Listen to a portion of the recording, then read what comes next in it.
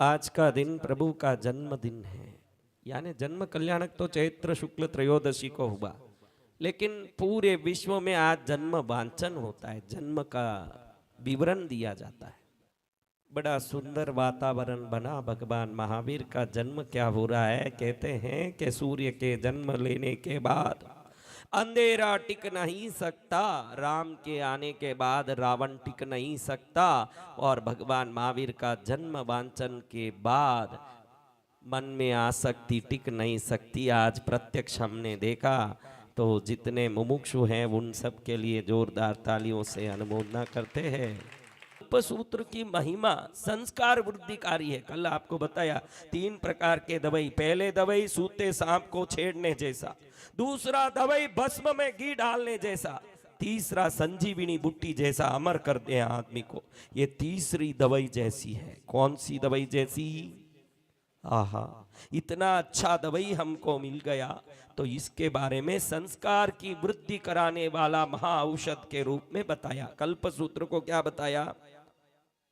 महाऔषध। एक बार नारद जी लंका में गए। रावण, अभी नारद जी तो पूरा बीबीसी रेडियो है, अगर कहीं गए तो उस न्यूज को क्या करेंगे?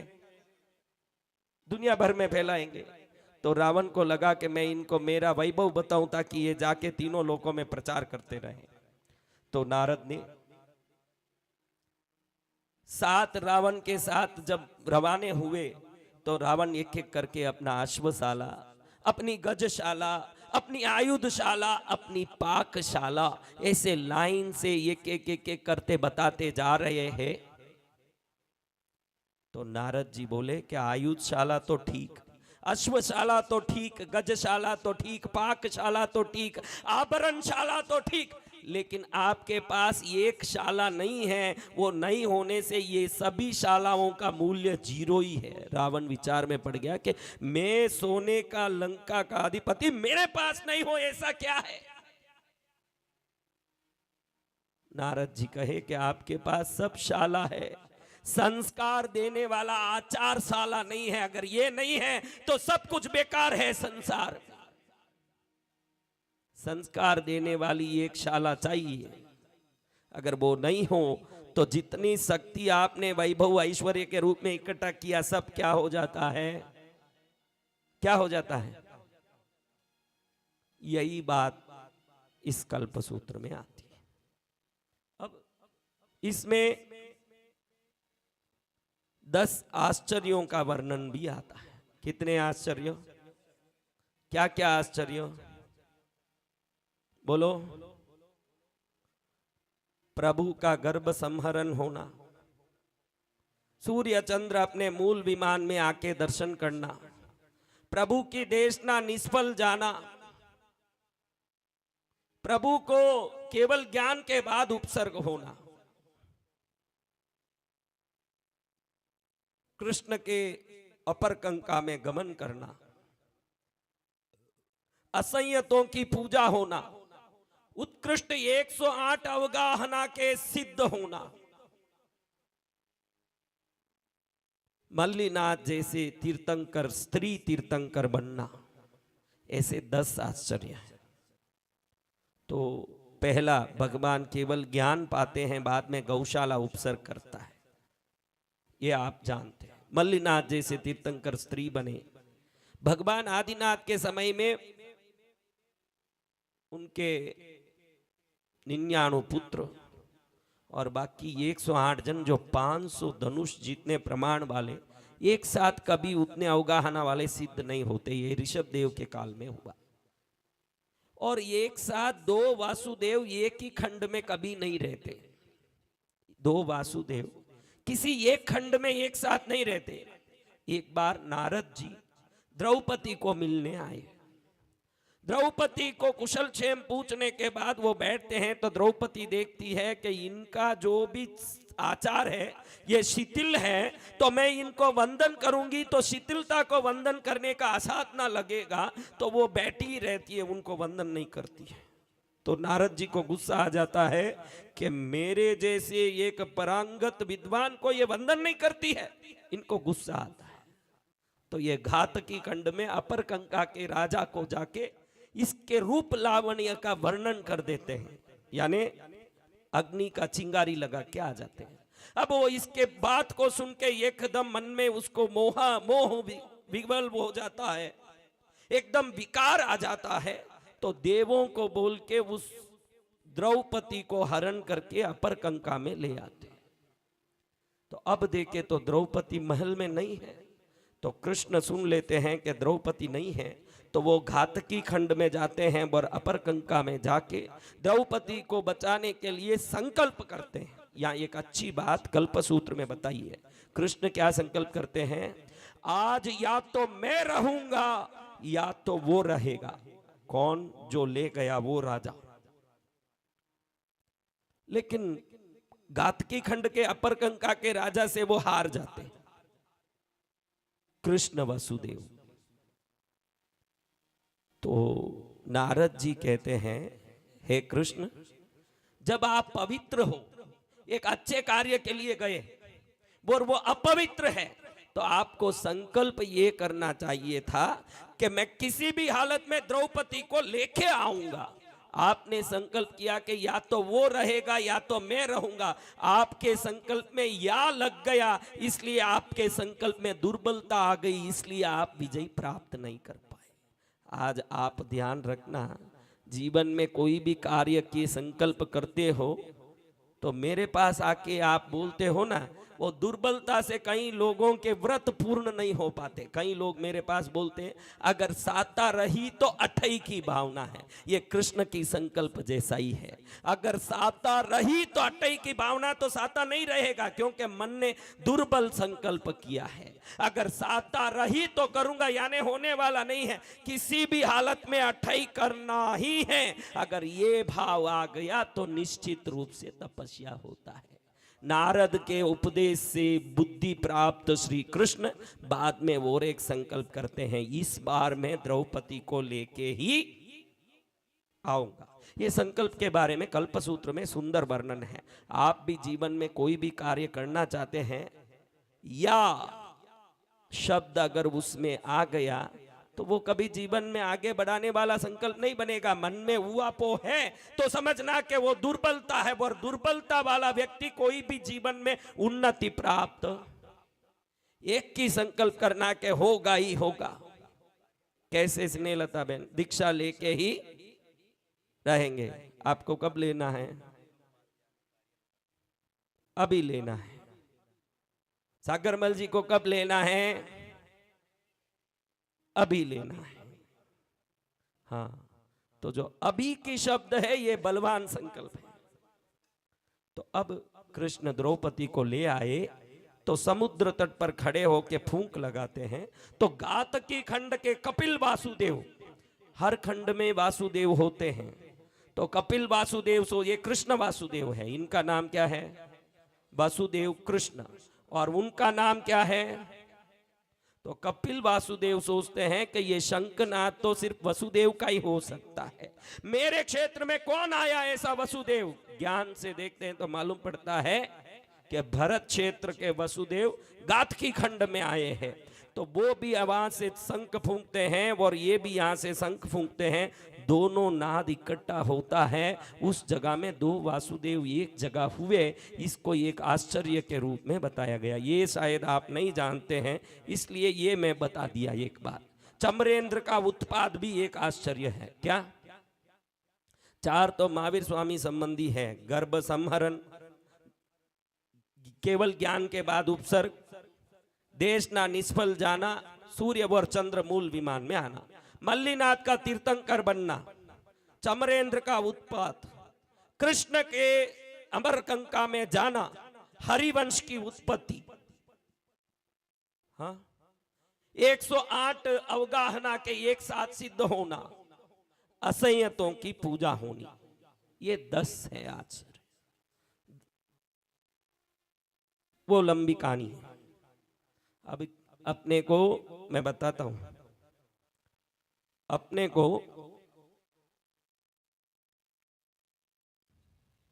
आज जन्म वांछन की बात पे जानी है तो बड़ा आनंद। अब 10 आश्चर्य के बारे में बात कर लिया। अब आगे आता है भगवान महावीर स्वामी के 27 जन्मों का वर्णन। क्या वर्णन? प्रथम जन्म में नए सार रूप के जंगल में जाते समय अपने भोजन को किसी को बोराने की भावना करते। देखो, आपको एक अच्छी चीज में समझाता हूं। सिर में थोड़ा तो भी बाल हो तो वो बढ़ने की गुंजाइश रखता है। गंजों के सिर में कोई बाल आने की गुंजाइश है क्या? अगर थोड़ा संस्कार है तो उसको आप बढ़ाने की गुंजाइश रखते हो। अगर संस्कार ही नहीं है तो वो कभी बढ़ नहीं सकता। नए सार में कोई तो संस्कार रहा होगा जीवन में कुछ अच्छा काम करने का, तभी जंगल में भी उसको भावना आया कि भाई मैं किसी साधु को या अच्छे पात्र को कुछ दे के फिर खाऊं। लाया हुआ भाता को लेके बैठा है कि भाई किसी को दे के ही खाना है। चलते रास्ते एक मुनि महाराज दिखे, उनको बोराया तो उस समय सम्यक्त्व की प्राप्ति हुई। ऐसे तो एक आत्मा के करोड़ों जन्म होते हैं, वो सब गिनती में नहीं है। जब से कोई सम्यक्त्व प्राप्त हुआ तब से ही जन्मों की गिनती। ऐसे मत सोचना कि पार्श्वनाथ के 10 ही भाव थे, महावीर स्वामी के 27 ही भाव थे, ऐसा नहीं है। आत्मा अनंतों अनंत जन्म लेता है। महावीर स्वामी गौतम स्वामी को कहते हैं कि श्रद्धा दुर्लभ है, मनुष्य जन्म दुर्लभ नहीं है। ये एक व्यक्ति जैन धर्म में ही इतनी बार जन्म ले चुका है कि हरेक की मुपत्ति का ढिगला करें तो महावीर स्वामी कहते हैं कि हरेक श्रावक की मुपत्ति मेरु पर्वत जितना ढिगला हो सकता है, इतना जन्म सिर्फ जैन धर्म में आदमी ले चुका है। लेकिन श्रद्धा नहीं होने के कारण पुनः पुनः जन्म होता रहता है। समझ गए? तो अब ये बात है कि हमारे में कैसे सम्यक्त्व प्राप्त होता है। तो ये परम सम्यक्त्व के कारण, परम पुण्य के कारण, परम मंगल के कारण नए सार को सम्यक्त्व प्राप्त हुआ। फिर वहां से वो देवलोक में जाते हैं। अभी 27 ही बताऊं तो लंबा पड़े। दूसरा देव जन्म, तीसरा मरीचि का जन्म, चौथा वापस देव जन्म। ऐसे देव जन्म, मनुष्य जन्म, देव जन्म, मनुष्य जन्म करते बीच में कल मैंने बताया प्रिय मित्र नाम के चक्रवर्ती बनते हैं, त्रिपुष्ट नाम के वासुदेव बनते हैं। जब त्रिपुष्ट वासुदेव बनते हैं तब गौतम स्वामी उनके सारथी के रूप में ही, साथ में ही है। उस जन्म में वो सारथी बने हुए हैं। और प्रिय मित्र चक्रवर्ती बनते हैं तभी वो जो सैया पालक है उसको वो बोलते हैं कान में शीशा डाल दो, तो उसी के परिणाम से महावीर बने। तब क्या हुआ? कानों में। तो ऐसे कितने जन्म पार किए? 26 जन्म पार किए। कितने जन्म पार किए? 27वां क्या? गजेंद्र भी उठ गया था, मेरे को भी दीक्षा लेना। अरे ये तो माहौल है, समझ गए? गंगा में तो कई मछलियां बह जाती है, एकदम जोर से बहाव आता है तो कई मछलियां बह जाती है। फिर समुद्र में मिलने के बाद उसको लगता है कि कहां गंगा छोड़ के आ गया, ये तो खारा जल है। समझ गए? तो भाव विह्वलता अलग चीज है। मैं चेहरा देख के जान लेता हूं कि भाई मोहर लगा हुआ माल कौन सा है न ब्लैक मनी वाला माल कौन सा है। अच्छा है, भाव तो बाना ही चाहिए। देखो, मैं भी तो तुम जैसे संसार से ही आया हूं बेटा, मैं भी तुम जैसे संसार से आया हूं।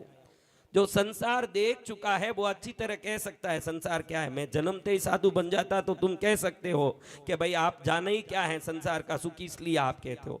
तुम लोगों से बहुत अच्छी तरह संसार सुख देखा हुआ हूं मैं, और मुझे अच्छी तरह मालूम है कि वो नाड़ा है एक, उसमें कीड़े रह सकते हैं। मैं संसार देख चुका हूं। इसलिए तू एक बार भावना ये भाना बेटा, सच्ची ये भावना बाना कि कभी तो मेरे को मेरे गुरुदेव के चरण में सेवा करने का मौका तो प्रभु बहुत दिया। उनके ही वेश में उनकी सेवा करूं, ऐसा मौका मुझे दे प्रभु, मैं उनकी वेश में उनकी सेवा करूं। ऐसी सेवा करके देख, आज तू कितना भी सेवा किया, जिस दिन मेरा वेश पहन लेगा ना, तूने आज तक अपने पत्नी के साथ तो भोजन किया होगा, बेटे को भी खिलाया होगा। इस वेश का कीमत नहीं जानता है तो ये वेश जिस दिन तू पहन लेगा, गुरु के साथ बैठ के भोजन करेगा तू, संसार के साथ नहीं। ये वेश की महिमा है। फिर तू गुरु के साथ रहेगा उस दिन के लिए। अभी से तू क्या करना चाहिए? तैयारी करनी चाहिए कि भाई ये दिन मेरे को भी आवे, क्योंकि 108 से कुछ होता नहीं दिखता है। 108 तो किसी के हो जाएंगे, 1008 होवे तब जाके मैं सोचूं कि कुछ होता है। कल्पसूत्र जैसे महाशक्ति के बारे में देखते हुए 26 जन्मों को हमने पूर्ण किया। कितने? एक महावीर ऐसे हुए जो वसुदेव भी बने, चक्रवर्ती भी बने, और आगे जाके क्या बनने वाले हैं? कोडाल गोत्र के, कौन सा गोत्र? कोडाक फिल्म नहीं, कोडाल गोत्र। कोडाल गोत्रीय श्री ऋषभ दत्त ब्राह्मण, उनकी जालंधर गोत्रीय देवानंदा। क्या गोत्र? देवानंदा के महापुण्य से भगवान उसके गर्भ में आते हैं। इधर भी 14 सपनों का वर्णन आता है। वही 14 सपनों का पूरा वर्णन देवानंदी के समय में भी आता है, लेकिन अब आगे जाके हम त्रिशला के समय में करेंगे, तो 2 बार नहीं करते हुए उसको अभी पूरा करते हुए, गर्भ में आने के बाद देवानंदा अति प्रसन्न होती हैं। तो इधर देवलोक में शक्र का सिंहासन कंपायमान होता है। मैंने पहले ही बताया कि कार्तिक श्रावक जो 5वां प्रतिमा पड़िमा का 100 बार योग धारण करने से शतक्रतु नाम से हुए, ऐसे शतक्रतु कार्तिक श्रावक ही अभी शक्रेंद्र हैं वर्तमान में। ऐसे शक्रेंद्र पूर्व की ओर आगे 3 कदम बढ़ाते हुए मन में श्रद्धा और अहोभाव से अंजलि बद्ध होकर के दाहिना घुटना ऊंचा करके नीचे बैठ के नमुत्तुनम का पाठ करते हैं। योगासन, वीरासन, रुगाराम जी का आसन। अब इस आसन को करते हुए नमुत्तुनम, अरिहंतानम, भगवंतानम, तित्तयराणम, स्वयं सबुद्धानम, पुरिसुत्तमानम, पुरिससीहानम, पुरिसबर पुंडरियानम, पुरिसबर गंधहत्तीनम, लोगुत्तमानम, लोगनहानम, लोगहियानम आदि शब्दों को बोलते हुए, ये उनके खुद की बनाई हुई स्तुति होने से इसको शक्रस्तव भी बोलते हैं। तो इन सब का अर्थ यहाँ समझाया जाता है। पुरुषों में उत्तम, पुरुषों में पुंडरिक कमल समान, पुरुषों में सिंह समान, पुरुषों में गंधहस्ती समान, जीवदाता, बोधिदाता, शरणदाता, ज्ञान चक्षुदाता, मार्गदाता, मग्गदयानम, शरणदयानम, जीवदयानम, बोहिदयानम, धम्मदाता, धम्मदेशनदाता, धम्म आचार्य, धम्म आयर्यानम, धम्म वरचाउरंत चक्रवट्ठीनम, धर्म चक्रवर्ती। ऐसे उनको नमस्कार करते हैं। फिर बैठ के विचार करते हैं कि याचक कुल में भगवान कभी नहीं आ सकते, तो ये कैसे वहां पहुंच गए? तो हरिन गमेशी देव को आदेश देते हैं कि तुम जाके इस गर्भ का संहरण करके उत्तम कुल में क्षत्रिय कुल की श्री त्रिशला रानी के कुक्षी में स्थापित कर दो। तो त्रिशला रानी के कुक्षी में उस समय एक पुत्री पलती होती है। क्या? एक पुत्री शिशु उसके गर्भ में, माता के गर्भ में है। तो श्री हरिन गमेशी देव देवानंदा ब्राह्मणी के कुक्षी से भगवान जब 82 दिन के हुए होते हैं, कितने दिन? वो 82 दिन वाला शिशु को निकाल करके वहां से कहाँ स्थापित कर देते हैं? भगवान सब 3 ज्ञान के धनी होने के कारण मैं पेट से निकलने वाला हूं, मैं दूसरी जगह पहुंच गया हूं, ये 2 चीज जान पाते हैं। लेकिन एक क्षण के अनंतवा भाग में, एक भाग में ये काम हो जाता है, तो कब ये हुआ वो भगवान जान नहीं पाते। ऐसे ट्रांसफर हो जाते हैं। क्या होते हैं? ट्रांसफर हो गए भगवान। अब मरीचि के जन्म में उन्होंने जो अहंकार किया, उससे जो नीच गोत्र का कर्म बंधा, तो इसका भुगतान इस प्रकार से परमात्मा को करना पड़ा। मेरे पिता चक्रवर्ती हैं, मेरे दादा तीर्थंकर हैं, मैं चक्रवर्ती तीर्थंकर दोनों बनने वाला हूं और वसुदेव भी बनूंगा। ये जो अहंकार आया, ये ले जाके उनको कहां स्थापित कर दिया? याचक कुल में स्थापित कर दिया। भगवान उत्तरा फाल्गुनी नक्षत्र में ही भगवती त्रिशला देवी, जो काश्यप गोत्रीय सिद्धार्थ राजा हैं, उनके परिवार में जो त्रिशला नाम की मृदुला महासौभाग्यशाली महामंगलकारी देवी के कुक्षी में अवतरित होते हैं। वातावरण सुंदर है। परम पावन समय में भगवान जैसे ही प्रवेश करते हैं, माता 14 स्वप्न देखती है। वैसे स्वप्नों का वर्णन कल मैंने सिंह से शुरू किया था। उसका कारण था कि वर्धमान की माता त्रिशला देवी पहले सिंह से स्वप्न देखती है, बाकी अन्य माता गज से देखती है, मरु देवी सिर्फ ऋषभ से देखती है शुरुआत। तो हमने देखा कि भगवती त्रिशला 14 सपना देखती है। ये सपनों का कारण मैं अभी बताता हूं। पहले आप लोग ये नहीं जानते हैं कि ये सपने क्यों आते हैं, दूसरे क्यों नहीं आते? पता है क्यों आते हैं बेटा? इसके छोटे छोटे कारण हैं, वो इसीलिए वो आते हैं, नहीं तो दूसरे भी आ सकते हैं। वो ही सपने क्यों आते हैं आज वो देखना जरूरी है कि ये सपनों का फल क्या। सपनों का वर्णन तो 4 सपनों का वर्णन कल मैंने किया था, लेकिन ये सपने ही क्यों आते हैं ये बहुत सूक्ष्म बात है। हाथी क्यों आता है? 4 प्रकार के धर्म को कहने वाले तीर्थंकर परमात्मा का अवतरण होने वाला है, धर्मशील तप भावना वाला। इसलिए चतुर्दंती हस्ती को भगवान देखते हैं। समझ गए? ऋषभ क्यों देखते हैं? खेत में बीज बोने में, हल चलाने में काम आता है ऋषभ। आज तक आप सुने होंगे कि ऋषभ देखते हैं, वो देखते हैं, ये देखते हैं। वो क्यों देखते हैं ये सूक्ष्म अर्थ है, इसीलिए वो देखते हैं भगवान की माता। तो ये क्यों देखते हैं? ऋषभ क्यों देखते हैं? खेत में हल जोत के बीज बोने में काम आने वाला ऋषभ को मां इसलिए देखती है कि धर्म बीज बोने वाले परमात्मा आने वाले हैं, ये बताने के लिए वो ऋषभ मां की कुक्षी में अवतरित होती।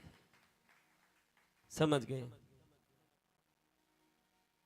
तीसरा, केसरी सिंह। हाथियों में मद झरता रहता है जंगल में।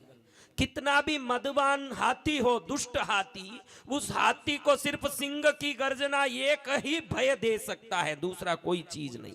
इसलिए तीसरे में तीर्थंकरों की माता सिंह देखती है। सिंह देखने का कारण, कितने भी दुष्ट शक्तियां इस संसार में दुष्प्रचार करने के लिए ये संसार रूपी वन में मद झराते हुए उत्पन्न हो जाएं, ये एक सिंह ऐसा अवतरित होने वाला है जो सभी दुष्ट मदवान हाथियों को भगा के संसार में सत्य धर्म की स्थापना करेगा। ये बताने के लिए माता क्या देखती है? अब समझ आ गया होगा सिंगी क्यों देखना। क्योंकि अन्य दुष्प्रचारों को समाप्त करना हो तो मोक्ष मार्ग के करुणा का प्रचार, अहिंसा का प्रचार अनिवार्य है। आज देख रहे हैं आप, कहीं ऊंट काट रहे हैं तो कहीं बकरी काट रहे हैं तो कहीं गाय काट रहे हैं। तो इस जमाने में अगर कोई जरूरतियात चीज है तो सिर्फ अहिंसा, और अहिंसा का प्रचार करने वाले सिंह अवतरित होने वाले हैं। ये बताने के लिए क्या आता है? लक्ष्मी क्यों आती है? आपके पास क्या लक्ष्मी की कमी है? लेकिन आपकी माताओं ने कभी लक्ष्मी को देखा नहीं। आपके पास, किसी के पास 1 करोड़, किसी के पास 2 करोड़, किसी के पास 5 करोड़, किसी के पास 10 करोड़, किसी के पास 20 करोड़ की संपत्ति है या नहीं, लेकिन आपकी माँ तो कोई लक्ष्मी को नहीं देखी। क्योंकि आप संपत्ति को लेके बैठे हो, वहां लक्ष्मी का काम नहीं है। जो पड़ा रहता है उसका नाम लक्ष्मी नहीं है, जो बहती रहती है उसका नाम लक्ष्मी है। आपके पास पड़ा है, इसीलिए आपकी मां लक्ष्मी को नहीं देखती है। तीर्थंकर की मां लक्ष्मी को ये इसलिए देखती है कि तीर्थंकर परमात्मा संवत्सरिक दान रूपी वार्षिक दान करके विश्व को लक्ष्मी के उपयोग के बारे में बताने वाले हैं, इसलिए लक्ष्मी को देखती है। किस लिए लक्ष्मी देखा?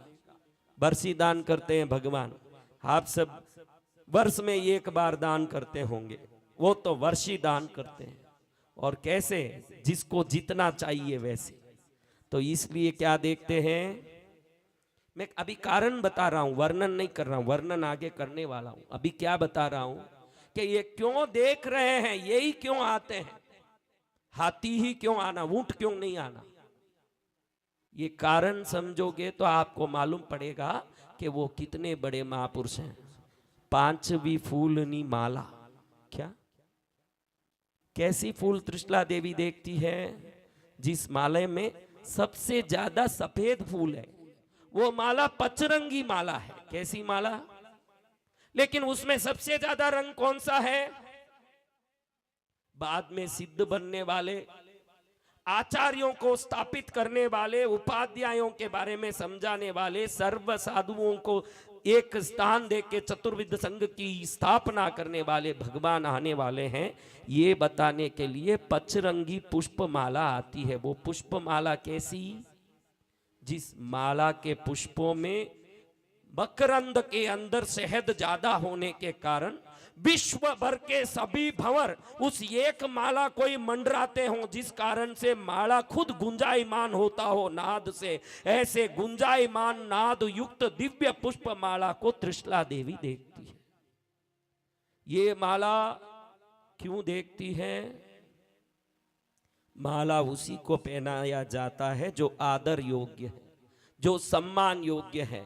इस माला में तुलसी, मोगरा, चंपा, चमेली, जाई, जुई, नीलकांत, पुन्नाक, मरकत केशरी, सर्व शिरोमणि, तुर्वा आदि अनेक प्रकार के पुष्प साथ में गूंथे गए हैं। ये माला माता इसलिए देखती है कि विश्व के समस्त जीवों से आदर योग्य महापुरुष का जन्म होने वाला है। इसके सूचक के रूप में ये माला को त्रिशला देवी देखती है। छट्टा चंद्र विशाला। छट्टा क्या? छट्टा चंद्र। चंद्र की शीतलता में कवि भी बैठ के कविताएं लिखते हैं। चंद्र की शीतलता में प्रेमी बैठ के प्रेम करते रहते हैं।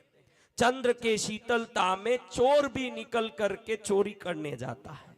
चंद्र की शीतलता ऐसी है, विश्व के सभी प्राणियों को आह्लाद देने वाली है। ऐसे चंद्र इसलिए देखते हैं कि 16 कला युक्त परिपूर्ण पूर्णमी की चांद को त्रिशला देवी देखती है। क्या? कितने कला? पौर्णमी के दिन चांद के 16 ही कला उदित होते हैं। तो ऐसे चांद क्यों देखती है?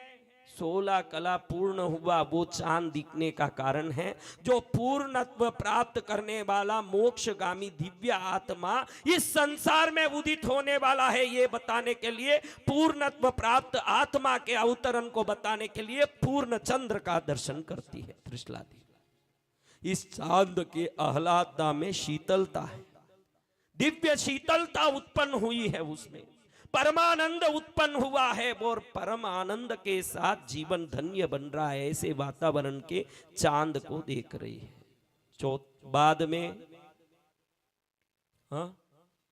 रवि। चंद्र के बाद क्या? रवि, यानी पूरे विश्व में देवता अगर किसी के लिए अतिशय उत्पन्न करते हैं तो वो किसके लिए? अष्टमहाप्रतिहार्य में एक है भामंडल, जो सूर्य के समान, कोटि सूर्यों के समान चमकने वाला भामंडल जिनके सिर पर धारित होने वाला है। ऐसे तीर्थंकर का जन्म होने वाला है, ये बताने के लिए माता को क्या दिखता है? परमात्मा के सिर के पीछे क्या होता है? और वो भामंडल कैसे होता है? अनंत सूर्यों के समान प्रकाशित होता है। अब पहलो गज बर दिटो, बीजो ऋषभ पैटो, तीजो केसरी सिंह, चौथो लक्ष्मी अभी, पांचवी फूल निमाला, छठा चंद्र विशाला, रवि रातो ध्वज मोटो। रवि के बाद 8वां क्या? हाँ, धर्म ध्वजा को फहराने वाले परमात्मा का जन्म होने वाला है, ये बताने के लिए मां ध्वजा देखती।